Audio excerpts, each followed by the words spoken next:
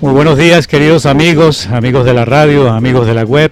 Nos complace mucho el día de hoy, viernes 3, ya al inicio de un nuevo mes, el mes de agosto, mes de toma de posesión, mes de muchas dificultades para nuestros países latinoamericanos y el mundo inclusive, mes de mucha lluvia. Con mucho placer trabajaremos en la mañana de hoy en la presidencia la doctora Mireya Obregón, en la gerencia general la licenciada Toti López Pocaterra, en los controles nuestro amigo Luis Guillermo Martínez.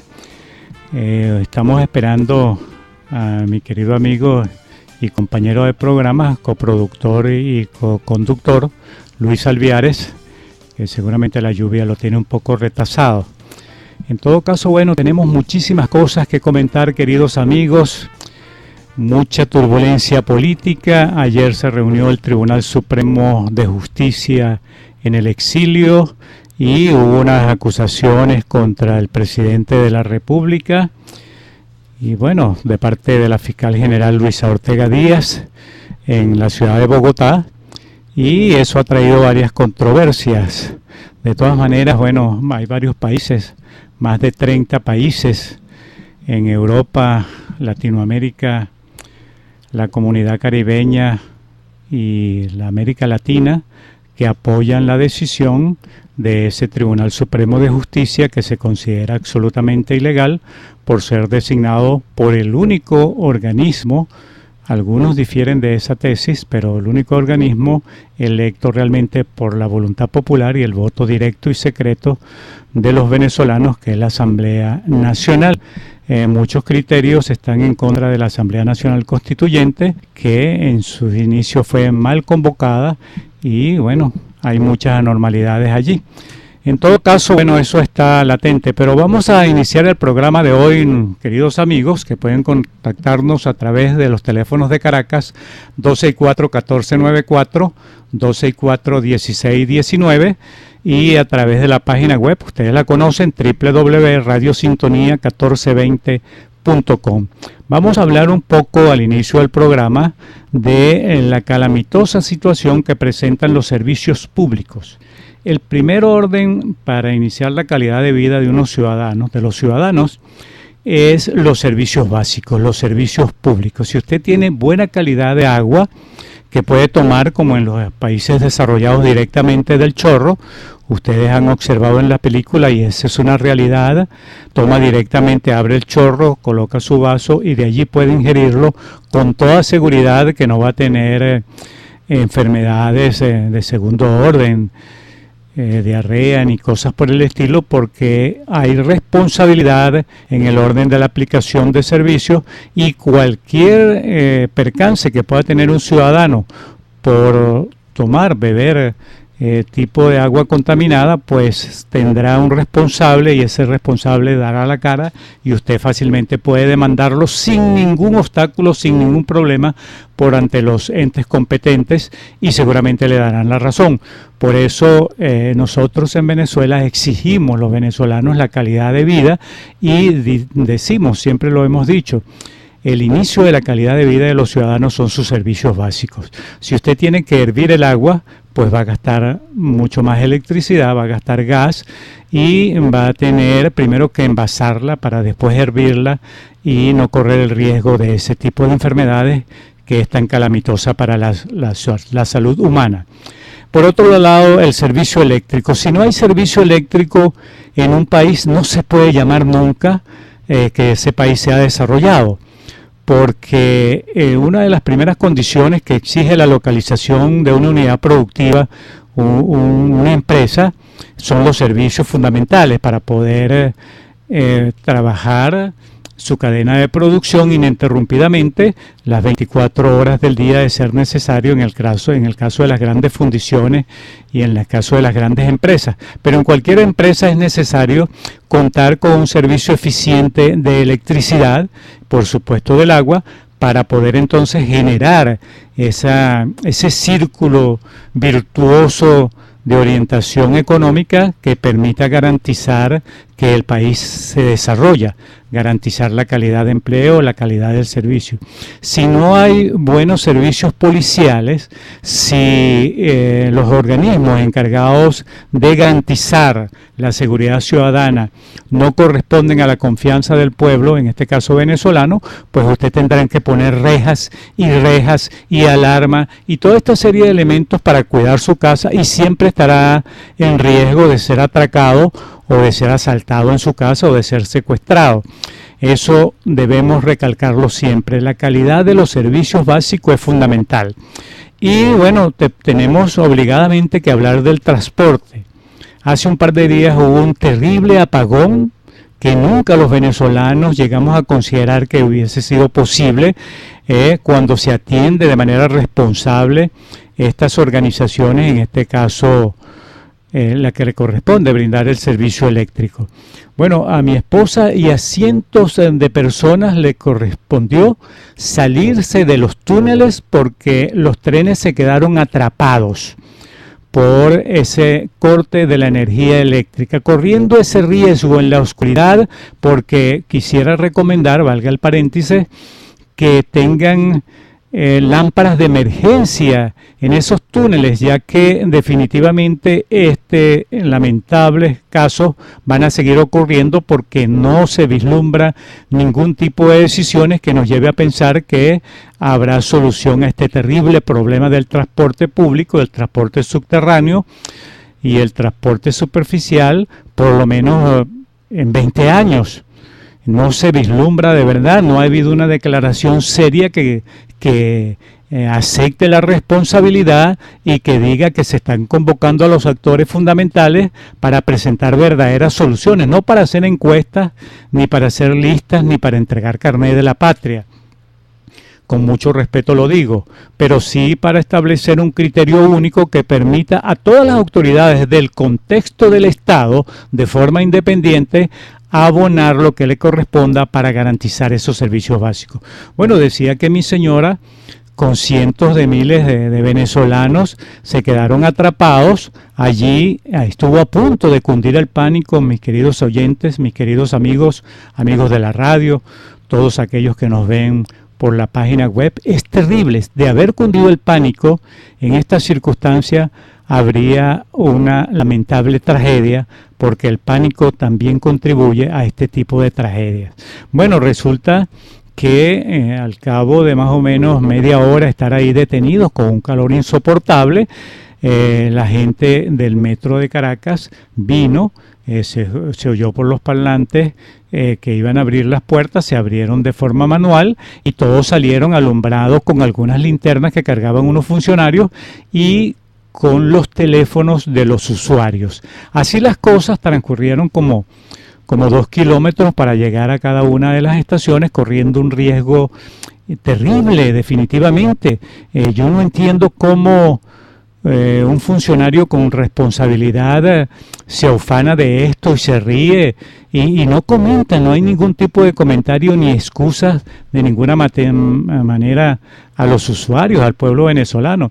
Bueno, al cabo de media hora de caminar sobre elementos de adoquines, bien difícil, 5 señoras se cayeron y tuvieron contusiones bien fuertes y lamentables, y eso está ocurriendo en nuestro país, queridos amigos. En la línea 1 del metro de Caracas, esto hay que decirlo hasta la saciedad, repetirlo en todas las instancias donde nos encontremos, para que el metro funcione, esa línea de transporte funcione de manera óptima, se necesitan alrededor de 42 trenes. Pues mis queridos amigos, están trabajando 12 trenes y ayer tenemos la información de que 2 salieron de las líneas por irregularidades para reparaciones. Con 10 o 12 trenes, una línea de más de 22 kilómetros y más de 22 estaciones está funcionando, lo que quiere decir que la frecuencia con que llegan los trenes se distancia, se dispara. Hay que esperar por lo menos de 3 a 5 minutos en horas pico para que puedan llegar los trenes y abordarlo. Y cuando llegan los trenes llegan absolutamente full, porque la gente está desesperada por llegar a sus sitios de trabajo. La gente está desesperada por cumplir con su responsabilidad. El venezolano es trabajador, el venezolano es muy responsable. Entonces corre el riesgo, primero, de tener un forcejeo terrible que nadie lo merece, ningún venezolano merece vivir una situación tan calamitosa como esa. Bueno, y después que logra entrar a los vagones, es insoportable el calor. Es cómo se empuja a las personas, y a veces nosotros caemos en la tentación de llamarlos a esos usuarios que están sufriendo por responsabilidad de incumplimiento de sus funciones de otros funcionarios. Bueno, los llamamos salvajes, que no respetamos, que entramos, que empujamos. Señores, el responsable no es la persona de a pie, la persona que usted ve a su lado apretujada en el metro, corriendo un riesgo terrible. Los responsables son otros, los que por 20 años han conducido a este país. Y digo por 20 años porque en la época de Acción Democrática y de COPEI, de la democracia, el tren cuando se fundó y después era orgullo de todos los venezolanos. Los venezolanos cuando íbamos a algún país del mundo, inclusive de América Latina, de Estados Unidos o de Europa, nos ufanábamos de hablar de nuestro metro de Caracas. Entrar al metro de Caracas era entrar a una especie de paraíso, con aire acondicionado, todo limpio. Uno se sentía absolutamente orgulloso.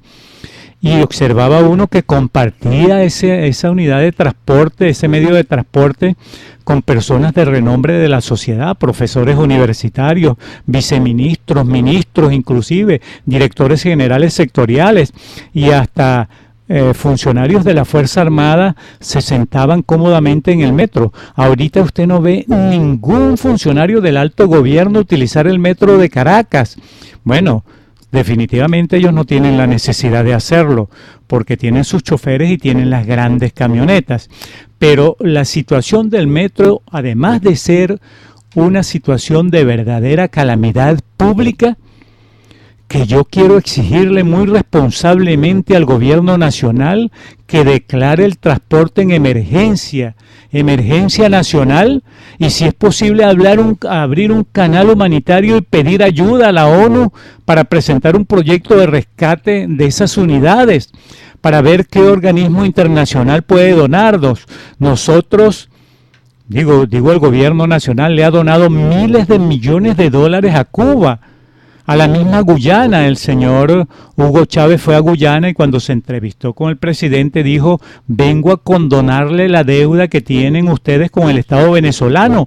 Yo responsablemente quiero expresarle al mundo que no pondré ningún tipo de objeción de los proyectos de desarrollo que se hagan aquí en la zona de reclamación, porque nos pretenden poner a pelear solamente para utilizarnos, para tumbar un gobierno socialista o comunista, que era del presidente de ese entonces de Guyana, y fue y le condonó la deuda.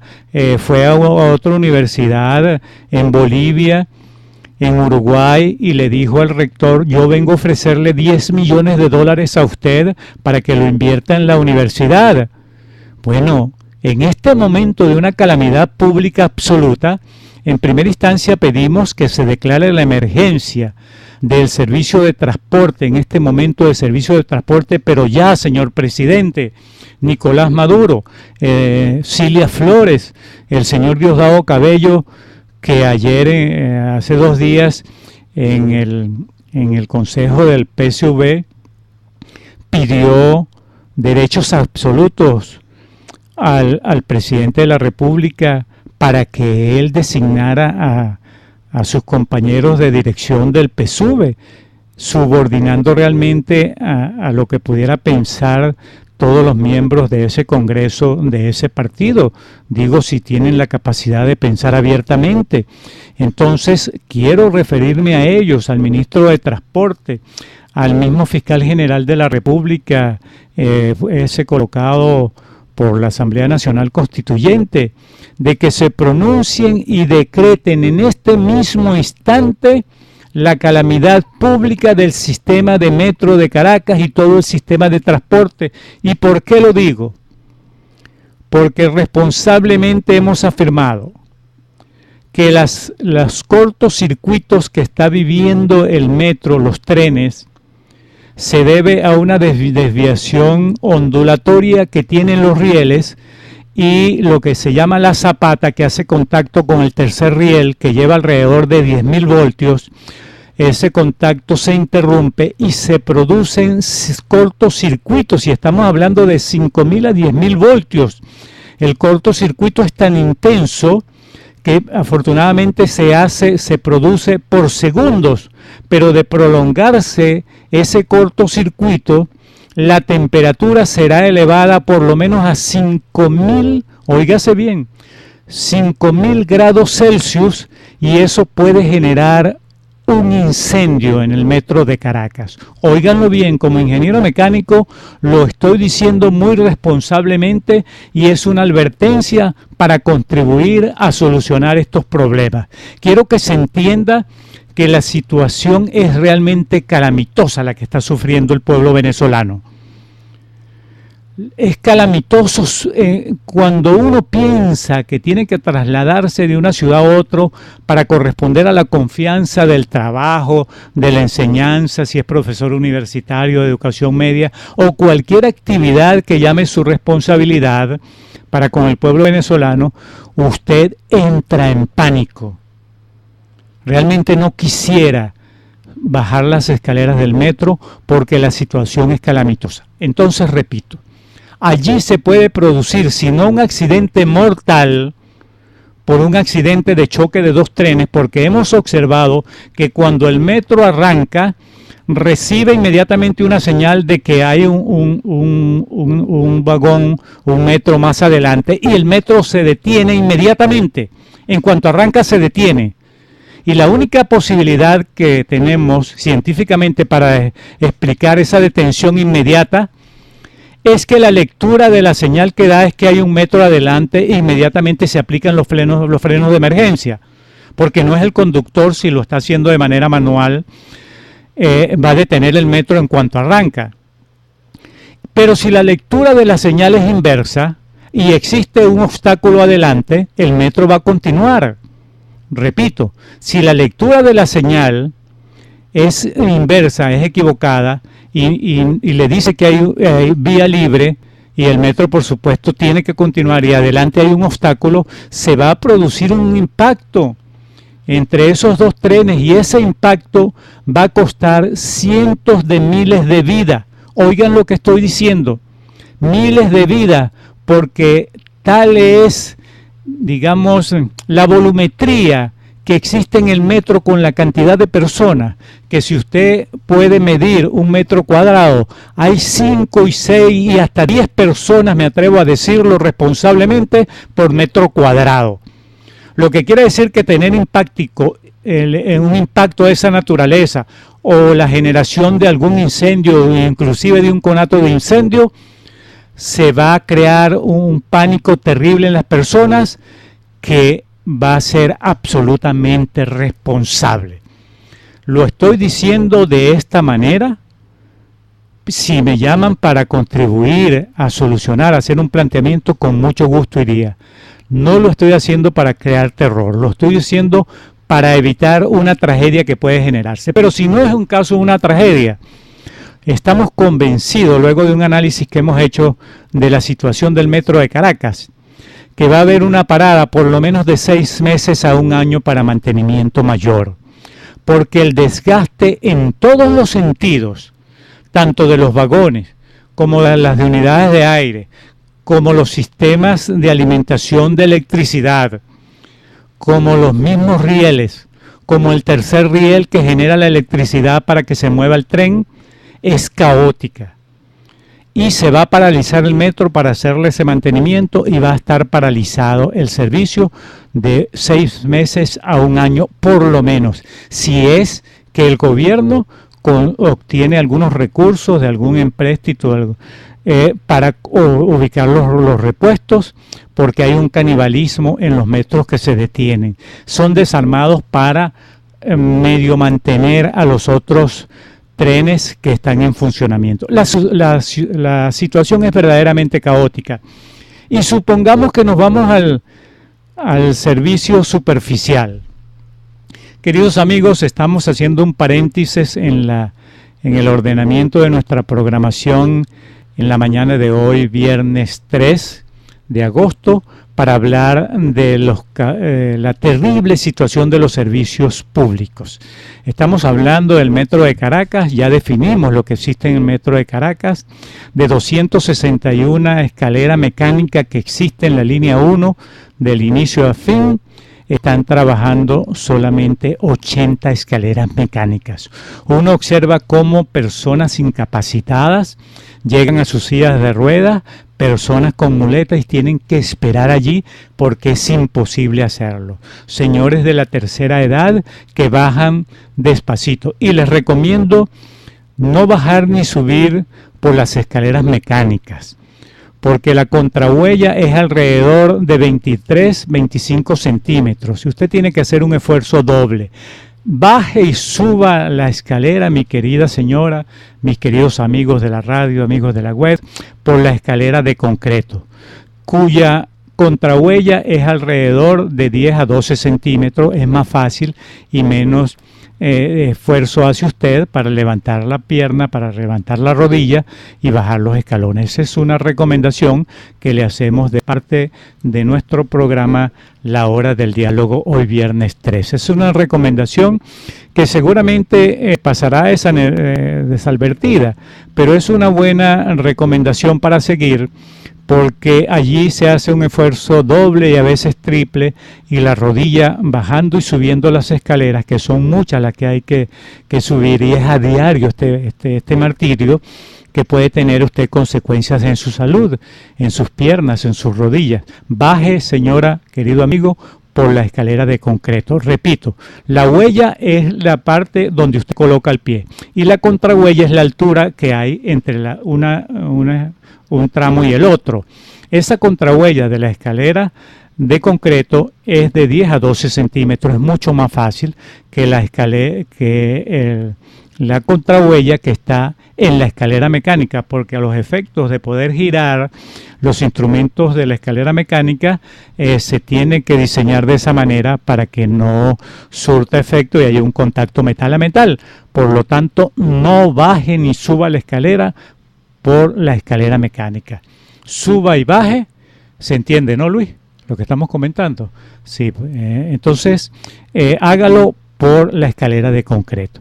Bueno, si nos referimos al transporte superficial, resulta que las unidades de transporte se han minimizado. Las líneas de transporte están trabajando con solamente el 10 y el 20% de las unidades. Por ejemplo, en la zona del oeste de Caracas, de 3.200 unidades de transporte, autobusetes, están trabajando alrededor de 950. Óigalo bien, de 3.200 unidades que se necesitan para garantizar el fluido del transporte, solamente están trabajando alrededor de 900. Eso es caótico. Pero ¿qué es lo que ocurre? ¿Por qué los transportistas están pidiendo que se le aumente a 20.000 bolívares que están cobrando ahorita 10.000 bolívares? Porque esas unidades que tienen un desgaste muy alto por el uso que se le da de manera permanente, diaria, constante, tienen que cambiar el aceite cada 22 días. Mis queridos amigos, amigos de la radio, amigos de la web, amigos de la hora del diálogo. Y cada litro de aceite, mis queridos amigos, ustedes pueden contactarlo por cualquier vía, vale 25 millones de bolívares. Esas unidades necesitan para cambiar el aceite 20 litros, utilizan 20 litros de aceite. Si usted multiplica 25 millones de bolívares que cuesta cada litro de aceite, el cambio solamente de aceite cada 22 días de esos señores, héroes constantes que se sacrifican por nosotros, tienen que gastar más de 500 millones de bolívares cada 22 días. Óigase bien, hermano, porque no podemos seguir indilgándole la responsabilidad a los choferes que viven día al día también el martirio y que también sus familiares son usuarios de esa calamitosa situación que hoy en día vivimos en Venezuela del transporte público. Para cambiarle el aceite a un autobús necesitan 20 litros de aceite. Y cada litro de aceite, a día de hoy, porque quizás mañana y la próxima semana estará a un precio mucho más alto. Cada litro de aceite, mis queridos amigos de la radio, amigos de la web, cuesta a esos transportistas 25 millones de bolívares. Es decir, solamente en la adquisición de los litros de aceite, ellos tienen que gastar cada 22 días 500 millones de bolívares. Y si a eso usted le agrega el filtro de aceite, y generalmente también tienen que cambiar el filtro de la gasolina, imagínense ustedes qué será de la vida de esos transportistas que se ganan la vida, que sostienen a la familia con ese ingreso diario que tienen. Entonces, la situación es terrible. Aquí los líderes del transporte en Chacao, en el este de Caracas, están solicitando a la alcaldía de Chacao un aumento para el 10 de este mes, para que le lleve a cobrar 20.000 bolívares por el transporte. Pero 20.000 bolívares es insignificante. ¿Qué puede comprar usted con 20.000 bolívares cuando una Catalina le cuesta 100.000 bolívares en este momento?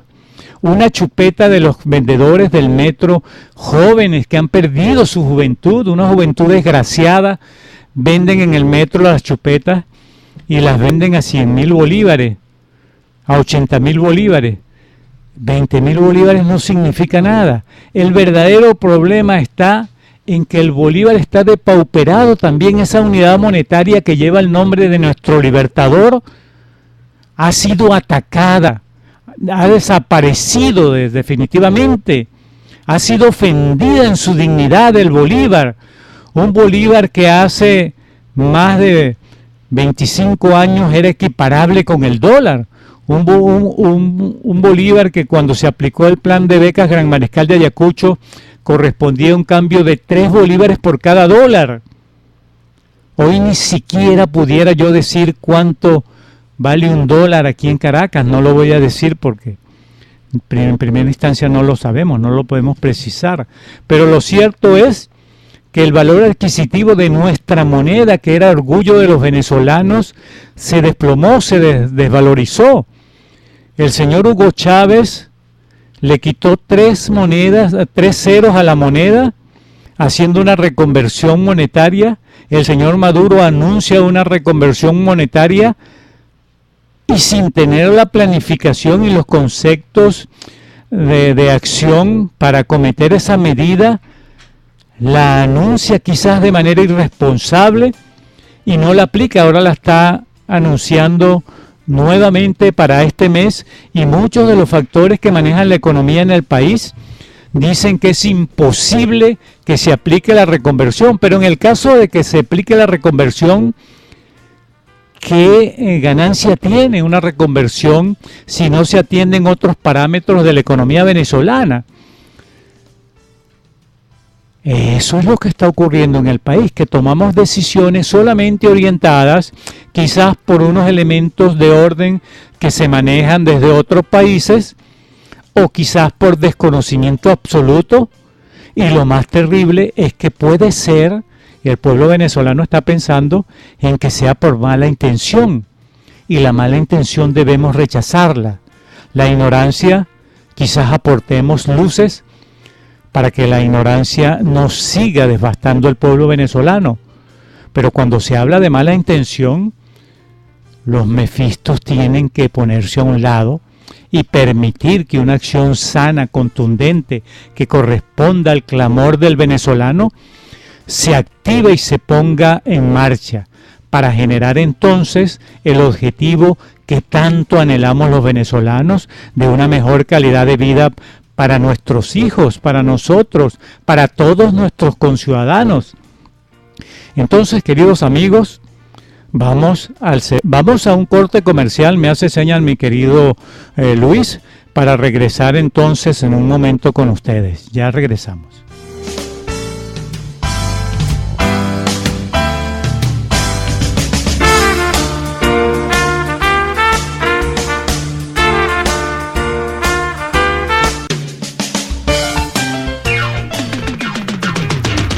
Desde Caracas, para toda el área metropolitana y el estado Miranda, transmite Radio Sintonía 1420 AM.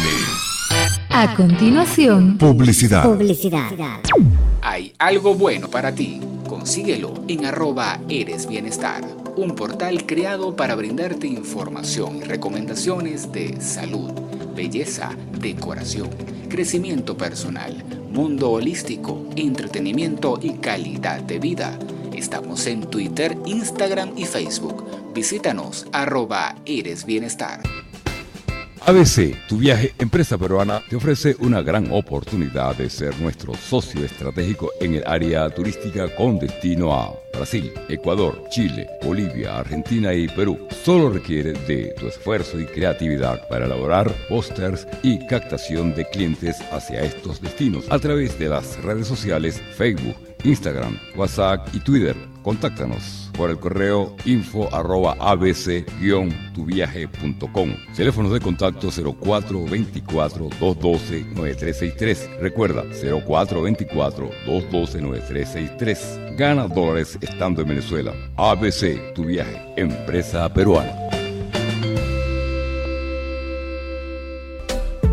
En Baruta resaltamos el compromiso de hombres y mujeres trabajadores en los mercaditos de Cumbres de Curumo y Centro Cultural Sofía Baena, en terrazas del Club Hípico, donde podrás disfrutar de condimentos y especies traídos desde Mérida y seleccionados y empacados por comercializadora Botón y Roma. Jueves, viernes y domingos, de 6 a.m. a 12 p.m.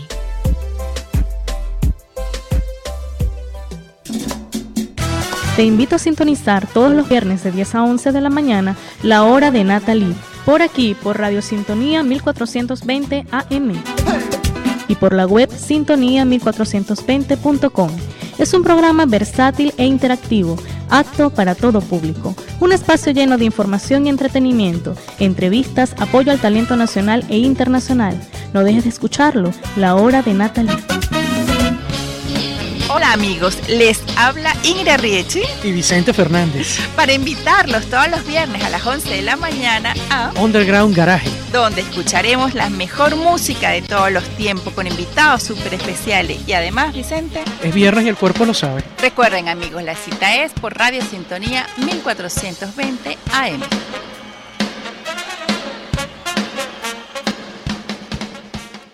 Sintonía 1420 AM.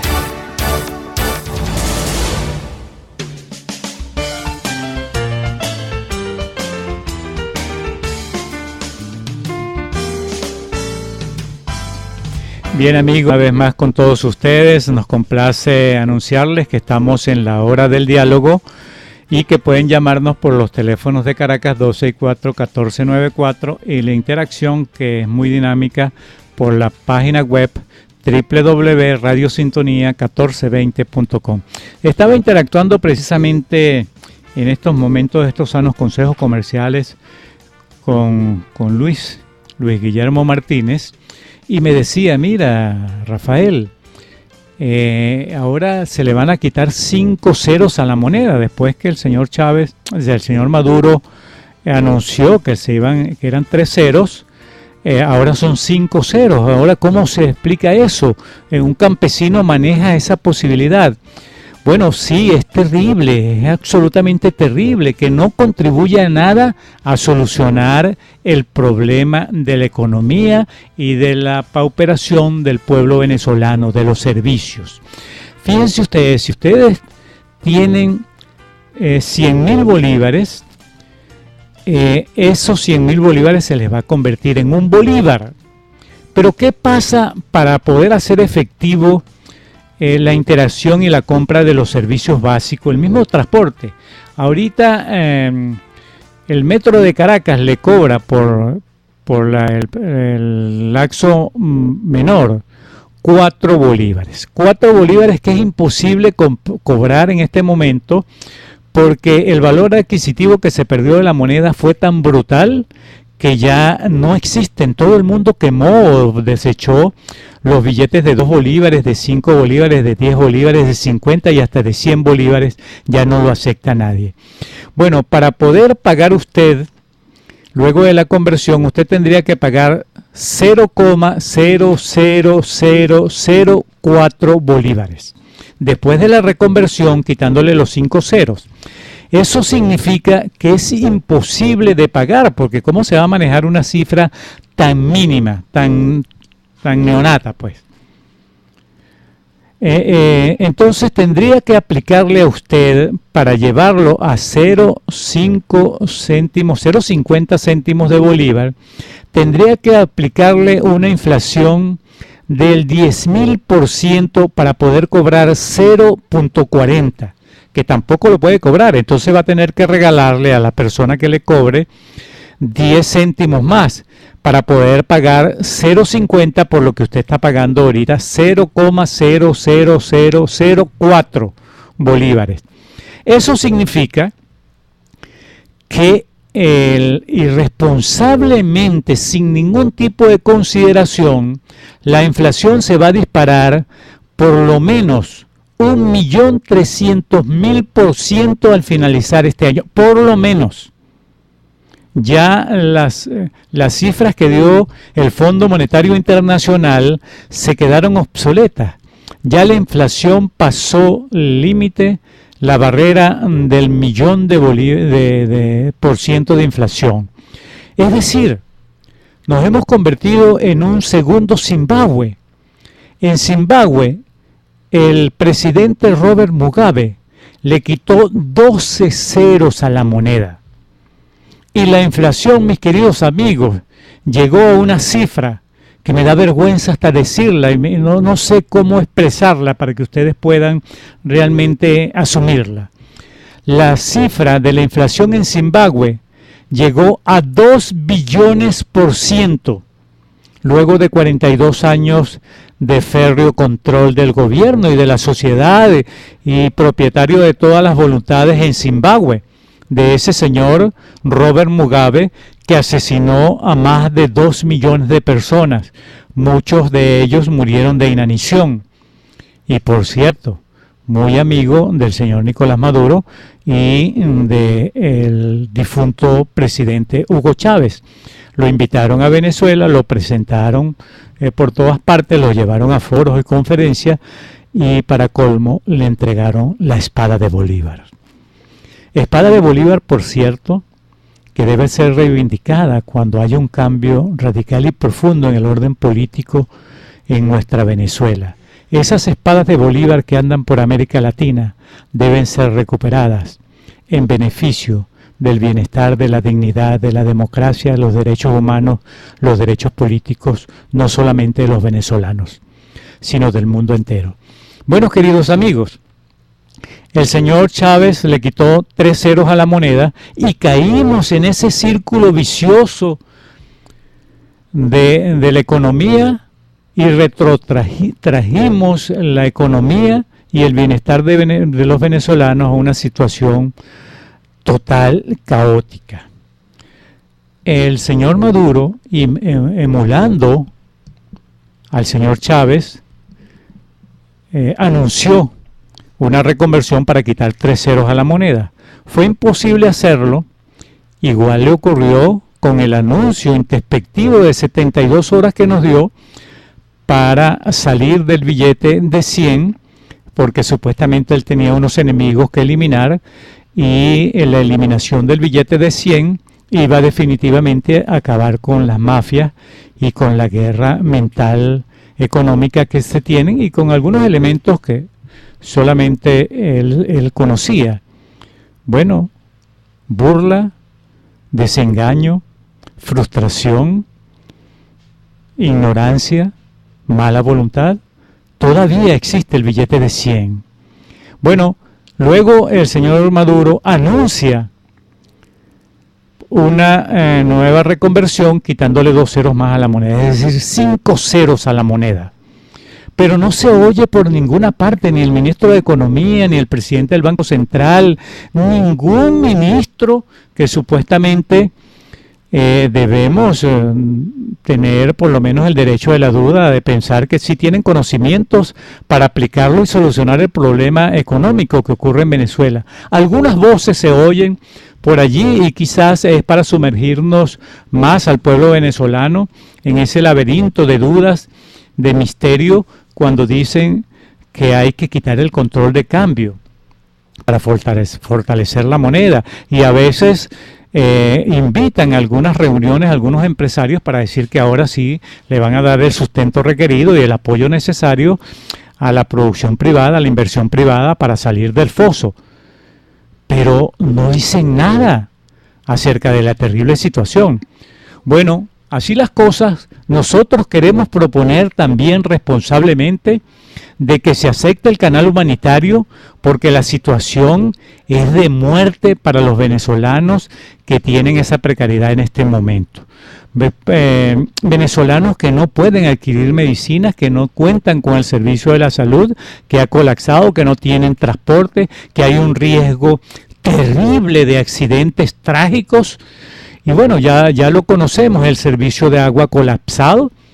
Nosotros decimos que el gobierno de la democracia de esos 40 años construyó, queridos amigos, 90 embalses. 90 embalses. Todos los embalses que a usted se le ocurra en este momento pensar, los construyó la democracia y los construyó Pérez Jiménez. Bueno, y se construyeron allí. Y dejaron iniciado, con el proyecto listo, la represa de Cuira en el Parque Nacional Guatopo, aquí en el estado Miranda. Una represa que iba a aportar al suministro de agua potable en Caracas, en la Gran Caracas, 21.000 litros por segundo. Óigase bien, queridos amigos. 21.000 litros por segundo que iban a abonarse al sistema de bombeo de Camatagua, que alimenta a Caracas. Y se había iniciado la construcción del TUI 4. La democracia, comenzando con Rómulo Betancourt, inició el proyecto y la construcción del TUI 1. Rómulo Betancourt, Raúl Leoni, Luis Herrera Campins iniciaron la construcción del TUI 2 y se prolongó y se respetó esa iniciativa porque iba orientado a solucionar el problema del agua en la Gran Caracas, y se construyó con éxito ese sistema de bombeo y distribución de agua potable. Y luego inició Luis Herrera Campins la construcción del TUI 3, y lo terminaron los gobiernos de la democracia. Un gobierno tras gobierno, al recibir la responsabilidad de conducir al pueblo venezolano, asumieron esa responsabilidad y le garantizaron la calidad del servicio del agua potable al pueblo venezolano. Bueno, lamentablemente, cuando llegó el gobierno del señor Hugo Chávez, el difunto Hugo Chávez, se paralizó esa construcción. Se trajo un técnico de Cuba que era experto en servicios de agua potable, en construcción de este sistema de bombeo, pero lo lamentable es que lo conocimos en el Colegio de Ingenieros y en la academia, es que el hombre llegó a proponer que no se hiciera el embalse porque supuestamente no había necesidad de hacerlo, porque se podía hacer una toma directa del río. Es imposible, técnicamente hablando, que un sistema de toma directa de una corriente de agua que se mueve por ser corriente, que tiene valores diferentes en la presión que asume, pueda tener éxito. Es imposible no hacerlo de otra manera que sea construyendo el embalse. Por muchísimas razones, no solamente eso, por la variación de presiones de la toma. La única posibilidad que yo como ingeniero mecánico conozco de tomas directas de agua es lo que se llama toma playera, cuando se trabaja con ósmosis inversa en las plantas de producción de agua potable a través de la desalinización del agua, con membranas y con, que también se puede hacer una toma directa con la técnica de compresión de vapor, que es una técnica israelí que yo la apliqué en Los Roques, en el Gran Roque. Pero es la única forma, membranas de ósmosis inversa para hacer tomas directas del mar.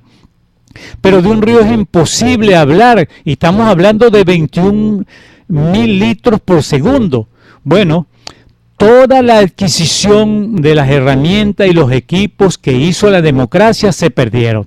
Pero hay algo mucho más calamitoso y que tenemos que conversar sobre esto. Cuando se fundó el INOS en 1943, con Medina, el presidente Medina Angarita, el INOS funcionó 47 años. Y en 1990, Carlos Andrés Pérez, entendiendo que ese organismo, luego de asumir la responsabilidad de la producción, distribución de agua potable, saneamiento, distribución, venta, toda esa serie de elementos estaba colapsado, eliminó el INOS y creó las hidrológicas, con Hidroven como empresa matriz y 12 hidrológicas que tenían la responsabilidad de funcionar por 2 años, porque la ley 120 de Colombia había tomado la determinación, y de varios países latinoamericanos, de que las regiones asumieran la responsabilidad de producir y conducir y manejar y administrar sus propios recursos. Es decir, las gobernaciones y las alcaldías. Y era una ley que estaba determinada a entrar en funcionamiento, ya estaba aprobado por la Asamblea Nacional y estaba determinada en entrar en funcionamiento luego de 2 años, que las hidrológicas instrumentaran lo necesario para que las regiones abordaran eso. Y se crearon hidrollanos, Hidrocapital aquí en Caracas, Hidrolago, bueno, todas las hidros, esas 12 hidros. Pero irresponsablemente el gobierno del presidente para ese entonces, hoy difunto, Hugo Chávez, dijo que no, que el control tenía que ser de Caracas, y no eliminó la ley, porque la ley quedó en un espacio vacío. Realmente nunca se aplicó, pero se concentró todo el elemento de toma de decisiones en Hidroven, y he allí el resultado. Hoy en día, para finalizar, queridos amigos, porque estamos llegando ya al final de nuestra hora del diálogo, hoy en día el Alto Amazonas está inundado. El agua del Orinoco, del Inírida, está desbordado, y la gente tuvo que abandonar sus casas porque todo está inundado. En el Alto Apure, en Guadualito, está inundado todo. Hay refugiados por todas partes, y también quiero llamar la atención para que se declare emergencia a estos venezolanos que están a la intemperie ahorita por culpa del agua. En el Amazonas tenemos el río Orinoco, tenemos el río Meta, y no hay agua potable. Entonces es necesario declarar de manera absoluta, contundente y muy responsable con el pueblo venezolano la calamidad pública, para que los gobernadores y los alcaldes tengan recursos y puedan aplicarse medidas contundentes, inmediatas, para solventar ese gravísimo problema que está acarreando el desborde de nuestros grandes ríos. Pero más allá de eso, hay que descentralizar los servicios públicos. Hay que llamar inmediatamente a las organizaciones, a los centros de investigación, a los colegios profesionales, a las universidades, y asumir con ellos esa responsabilidad. ¿Hasta cuándo lo ideológico va a pesar sobre la calidad de vida y la vida de los venezolanos? Señores, este es un llamado de alerta que se hace muy responsablemente. El señor Chávez instrumentó unas líneas aéreas utilizando los aviones de la Fuerza Armada Nacional. 60 Arabat se pusieron a la orden de unas líneas económicas, y eso funcionó al principio, ya se acabó.